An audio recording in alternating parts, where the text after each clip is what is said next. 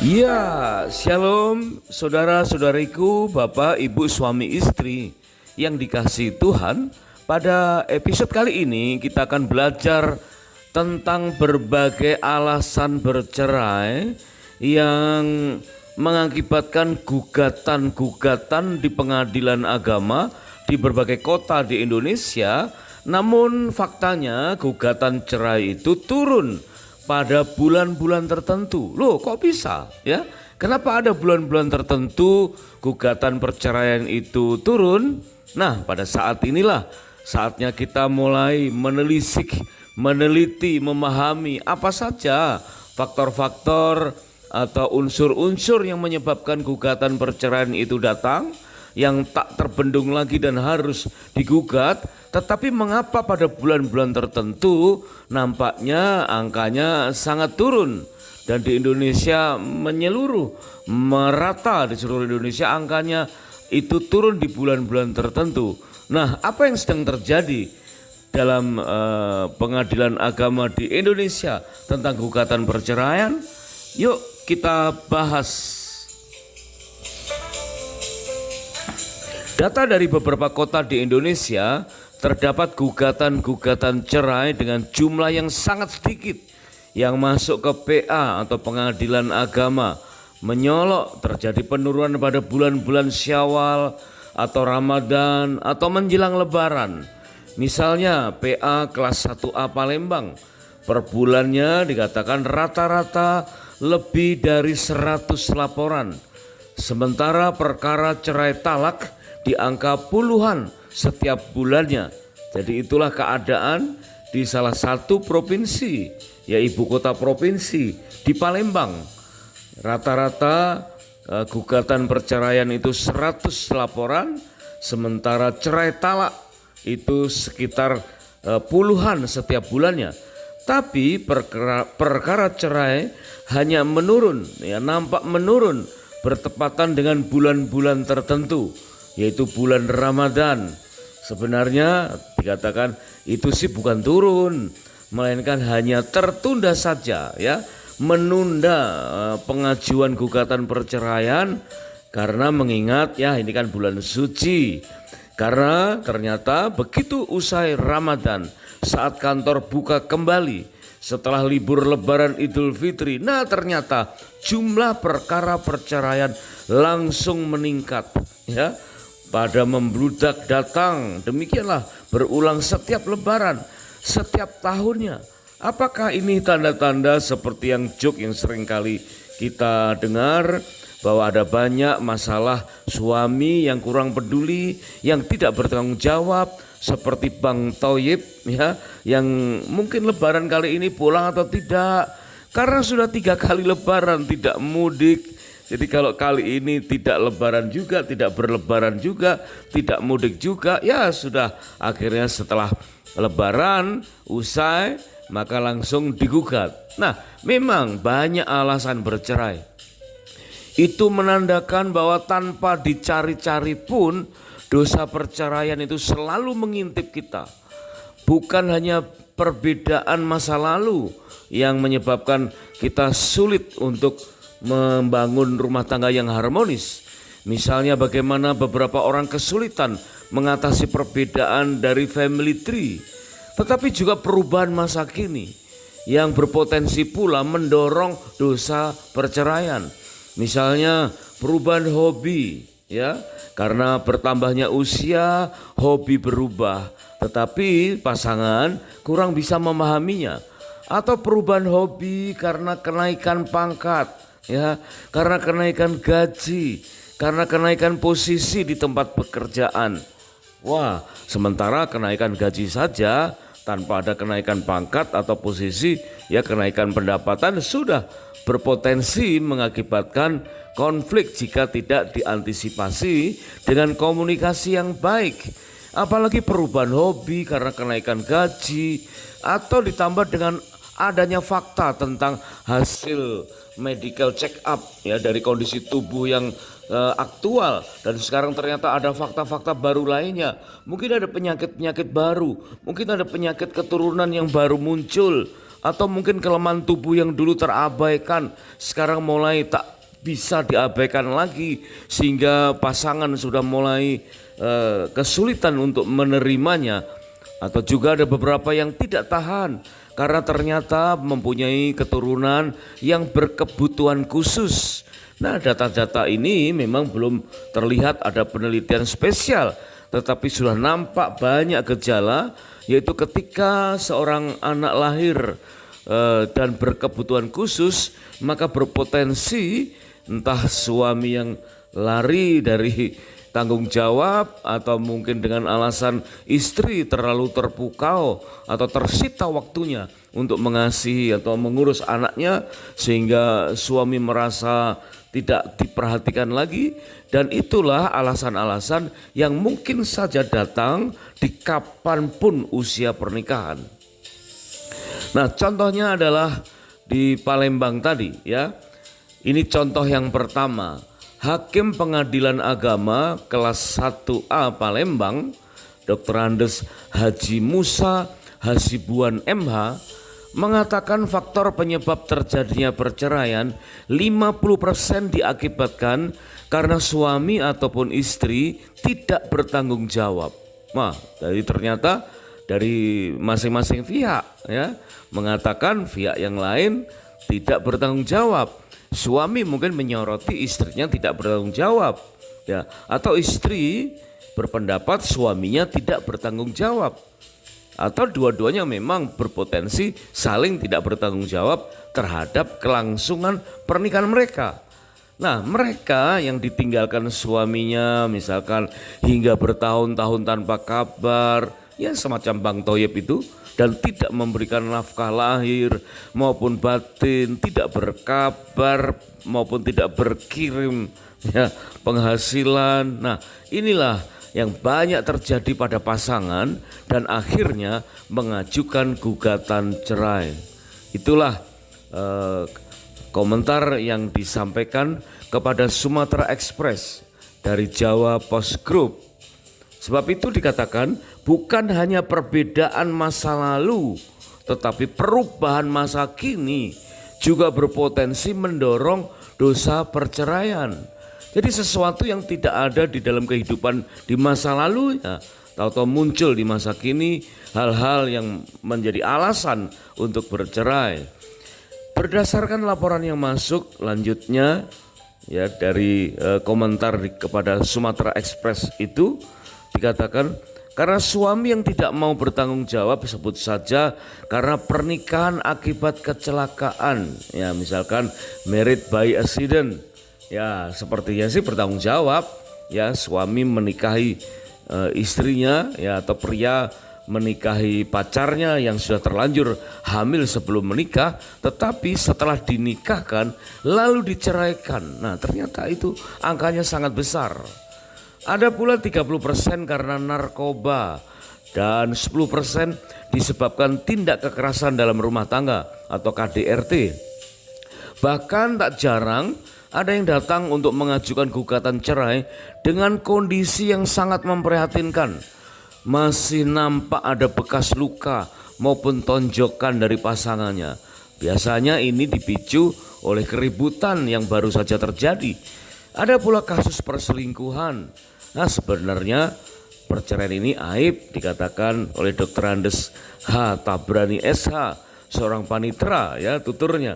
Sebenarnya perceraian ini aib, tidak boleh digembar-gemborkan ya, tetapi data memang nampak seperti itu dan prosentasenya rata-rata masing-masing itu meningkat dari tahun ke tahun.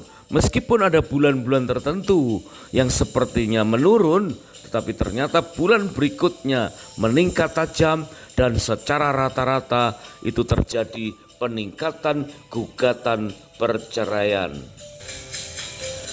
Beberapa kali kita mendata alasan-alasan gugatan cerai ya, atau talak cerai yang terjadi di PA beberapa kota di Indonesia. Dan faktanya memang setiap bulan dalam setiap tahun itu selalu meningkat. Dan sangat memprihatinkan jika gugatan perceraian itu juga terjadi di antara orang-orang Kristen. Nah, inilah faktanya ya. faktanya gugatan perceraian secara mengejutkan terjadi di awal tahun 2023. Coba kita pegang tahun ini, tahun 2023. Berarti tahun-tahun saat setelah terjadinya pandemi ya COVID-19 di tahun 2020 dan tahun 2021, 2022 mulai arahnya new normal. Begitu pemerintah Indonesia menyatakan bahwa pandemi sudah mereda, status PPKM dinyatakan dicabut di akhir tahun 2023. Seorang wanita muda, seorang karyawati, ya seorang istri yang juga menjadi karyawati sebuah rumah sakit swasta di Jakarta, menggugat cerai suaminya. Ternyata suaminya adalah seorang full timer, ya seorang hamba Tuhan di gereja, pemain musik sepenuh waktu dari sebuah gereja besar. Wah, sangat mengejutkan ya. Dan berbagai upaya tentu telah dilakukan bagaimana memberi penyadaran diri atas mereka berdua, baik sang suami sebagai pemain musik full time di gereja maupun istri sebagai karyawati sebuah rumah sakit swasta di Jakarta ya. Masing-masing tentu punya profesi yang berbeda, tetapi kehidupan rumah tangganya harus sama, harus menyatu, sama-sama anak Tuhan, sama-sama orang Kristen. Tapi ternyata bisa terjadi gugatan perceraian. Mereka telah menikah memasuki tahun yang ke-8 dengan dikaruniai 2 anak laki-laki yang sehat. Aduh, sangat memprihatinkan. Pasti banyak orang yang mengenalnya, apalagi mengenal secara dekat, sangat prihatin. Selama masa pandemi, istri sering mengeluh ya tentang penghasilan suami yang semakin merosot, sementara cicilan rumah dan kebutuhan hidup tak lagi mudah untuk ditanggung oleh penghasilan istri sendiri.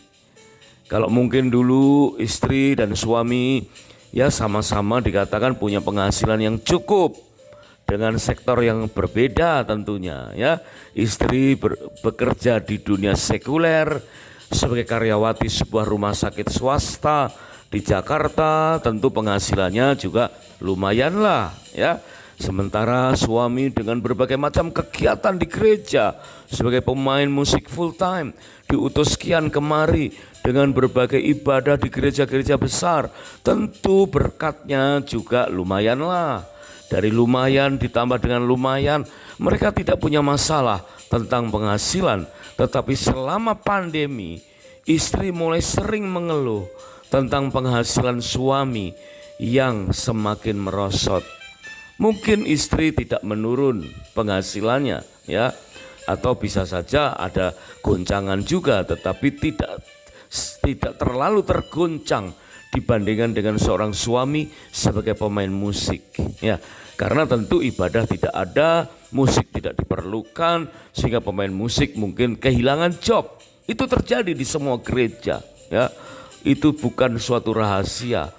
Sementara cicilan rumah dan kebutuhan hidup, biaya untuk anak-anak seolah-olah harus ditanggung oleh istri sendiri. Dan istri merasa tidak sanggup untuk menanggungnya. Istri merasakan bahwa suaminya tidak lagi dapat mengayomi keluarganya sebagaimana seharusnya. Wah, berarti ada perubahan yang semua orang mengalaminya, tapi istri tidak bisa terima oleh karena keadaannya memang sangat memberatkan. Suami dinilai bersikap terlalu pasif dengan hanya mengandalkan PK atau persembahan kasih dari kegiatan bermain musik di gereja yang belum juga nampak pulih. Suami tidak kreatif dan tidak bersedia untuk mencari alternatif sumber penghasilan yang lain. Demikianlah komplain dari istrinya ya. Ya mungkin si suami atau mungkin orang-orang yang memahami keadaan suami akan berkata, mana mudah ya cari sumber penghasilan lain. mana mudah mencari alternatif lain, sementara suami keterampilannya bermain musik, ya, dan bermain musik dimanapun, bukan hanya di gereja, di kafe pun juga sudah tidak ada lagi pada saat pandemi. Ya, kalau toh ada satu dua diperebutkan oleh sedemikian banyak pemain musik sekuler maupun yang rohani, sehingga sumber penghasilan bagi suami benar-benar menghilang. Suatu ketika istri menyampaikan satu statement yang sangat mengejutkan, bahwa jika nanti berjumpa dengan pria lain yang lebih mengayomi dirinya dan bertanggung jawab terhadap masa depan, jangan dilarang jika akan berpisah. Wah, betapa mengagetkannya. Ya, suami ini mulai stres dan mencari konselor kian kemari, ya. Awalnya cuek-cuek saja tentu, ya. Mungkin denial, ya, tidak merasa itu sebagai ancaman. Tetapi beberapa kali istrinya berkata hal yang sama, ya, statement yang sama, yang mengatakan jika nanti berjumpa dengan pria lain yang lebih mengayomi dirinya dan bertanggung jawab terhadap masa depan, jangan dilarang jika akan berpisah. Ternyata kata-kata itu diulang-ulang cukup sering sehingga suami mulai melihat suatu kenyataan, ya. Ditambah dengan kata-kata istri berikutnya dikatakan, kita berpisah saja tentang anak-anak seperti biasanya. Weekday bersama suami dan weekend bersama istri. Demikian rencana istri. Ya, karena faktanya saat itu seperti itu, ya.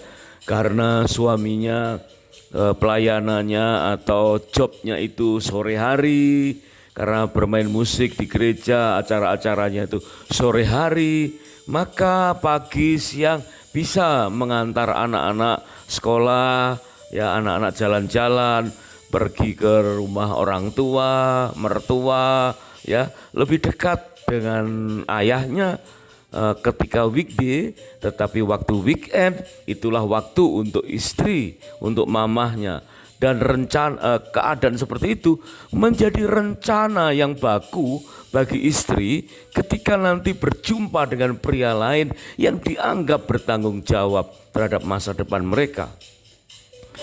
Apa yang dikatakan oleh istri tersebut ternyata bukanlah kata-kata biasa. Tak lama berselang, istri menunjukkan screenshot copy dari surat gugatan perceraian di pengadilan dengan kata-kata tambahan, jangan mempersulit. Nah, ternyata jelas, ya, tegas, istri sudah melakukan tindakan gugatan perceraian di pengadilan dan mulai difoto dan ditunjukkan di handphone suami dengan kata-kata tambahan, jangan mempersulit. Wah, jika keadaan pernikahan sudah serunyam ini, pada umumnya barulah mereka mencari bantuan seorang konselor pernikahan. Sudah terlambat tentu, tetapi memang tidak ada kata terlambat untuk mencari pertolongan. Meskipun sudah sedemikian sulit untuk membenahi dari persoalan awal yang sudah semakin runyam. Benarkah istri sudah menemukan pria lain yang lebih sanggup mengayomi? Bagaimana upaya mempertahankan pernikahan yang digolongkan sebagai mempersulit? Itulah keadaan yang dilematis, ya. Diberikan pengajaran kayak apapun dengan bimbingan-bimbingan pra dan pasca nikah, dengan dasar firman seperti apapun, tetap dianggapnya sebagai mempersulit. Suatu dilematis, ya. Menegakkan pernikahan bagi suami dinilai sebagai mempersulit di mata istri. Bukankah dengan bercerai justru hidup semakin sulit? Ya, itulah, ya, keadaan yang sejatinya terjadi akibat dari sebuah tindakan dosa.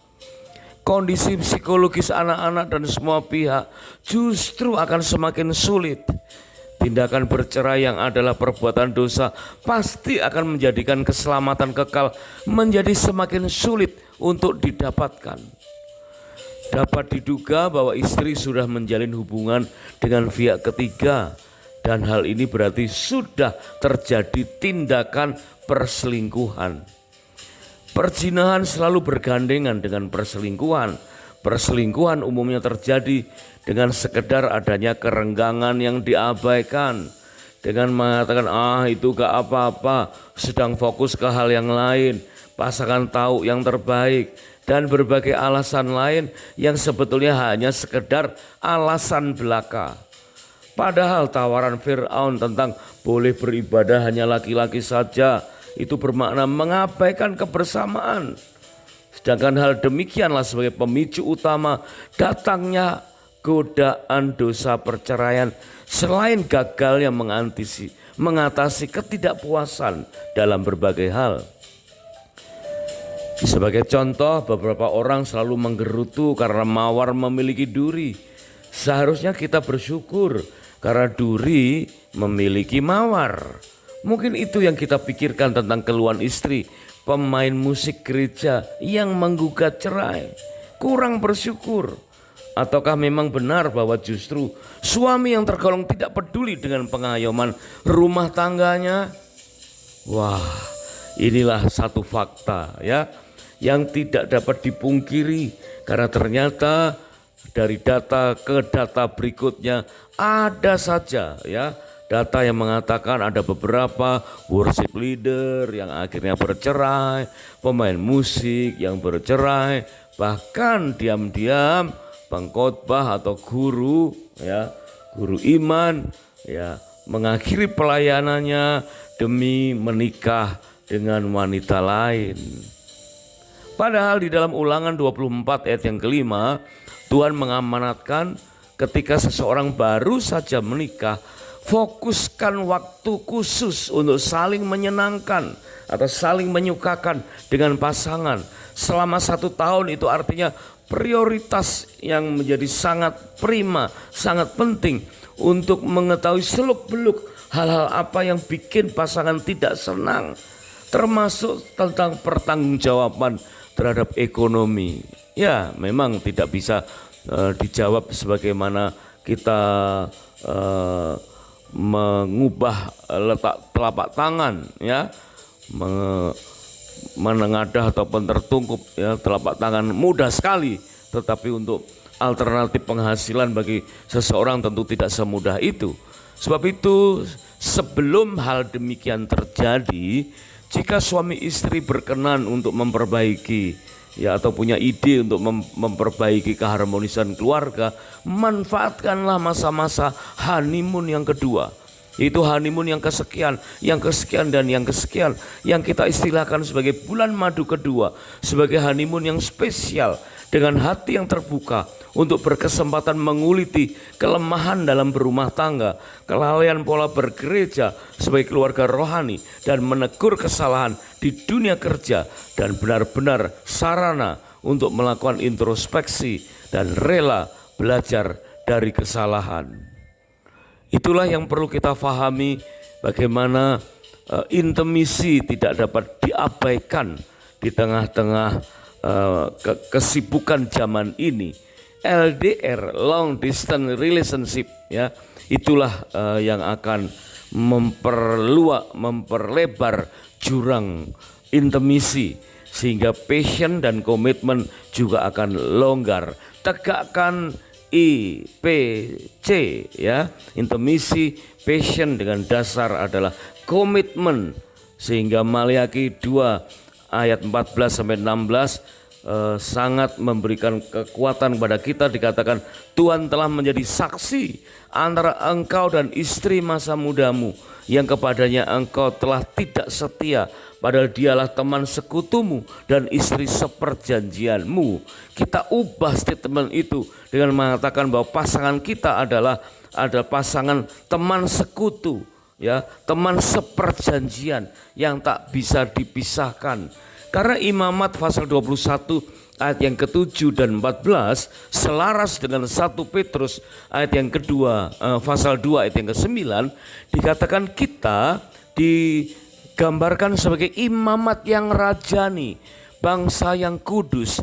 Berarti ke rumah tangga kita standarnya adalah standar imam ya, dan hanya boleh menikah dengan standar khusus Meskipun dikatakan Ulangan 24 ayat yang pertama, di zaman-zaman dahulu itu dikatakan suami bebas menceraikan istrinya oleh karena tidak menyukai lagi atau didapatinya yang tidak senonoh dengan menulis surat cerai, apalagi alasannya karena berzina, dan itu merupakan sprindik hukuman mati. Sebab itu hari ini bukan soal hukuman mati karena dihukum rajam karena berbuat zina, tetapi kesatuan suami istri yang membuat kita no reason for divorce.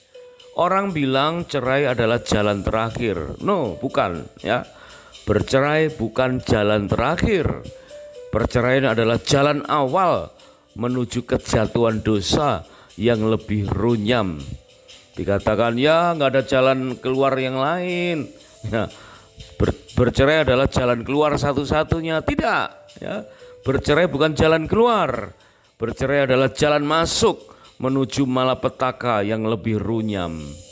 Menurut buku The Case for Marriage oleh Linda J. Waite, sebagai hasil riset selama 10 tahun, dikatakan pria yang berusia 48 tahun dan menikah ya ternyata 90% masih hidup dalam usia 65 tahun. Ya, artinya cukup panjang usia pria yang menikah ya. Pria lajang atau bercerai kemudian hidup single hanya 60% yang dapat hidup sampai usia 65 tahun. Wah, ya berarti ya, ada korelasi antar perceraian atau hidup lajang ya, sehingga hanya 60% yang dapat hidup sampai usia 65 tahun. Hanya 18% yang menyatakan bahagia setelah bercerai. Lebih mungkin miskin ya, atau hidup miskin, depresi dan kecanduan. Timbul berbagai konflik ekstrim akibat dari bercerai, membuktikan bahwa perceraian tidak bermanfaat meskipun awalnya untuk meringankan resiko karena menemukan orang lain yang lebih bertanggung jawab ya. Bahkan dikatakan sangat berpotensi merugikan karakter bagi anak-anak. Nah, kejadian-kejadian semacam itulah yang menunjukkan bahwa angka perceraian di usia berapapun bisa saja semakin meningkat. Meskipun di bulan-bulan tertentu mendekati lebaran nampak menurun, tapi habis lebaran meningkat pesat, dan secara rata-rata pun setiap tahun angka perceraian meningkat. Bagaimana kejadian itu bisa meningkat? Itulah kejadian-kejadian yang setelah kita bahas, dan kita tentu akan mudah untuk menghindarinya.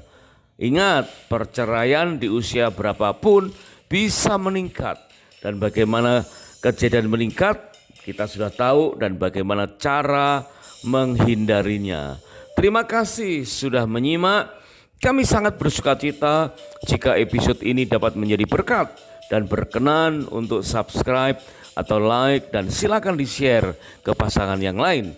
Jika ada kesaksian, pertanyaan, ya, sanggahan, pendapat, silakan tulis di kolom komentar. Kami sangat menghargai komentar Anda. Sampai jumpa pada episode berikutnya, dan kiranya Tuhan memberkati pernikahan dan rumah tangga kita dengan berlimpah-limpah-limpah. God bless.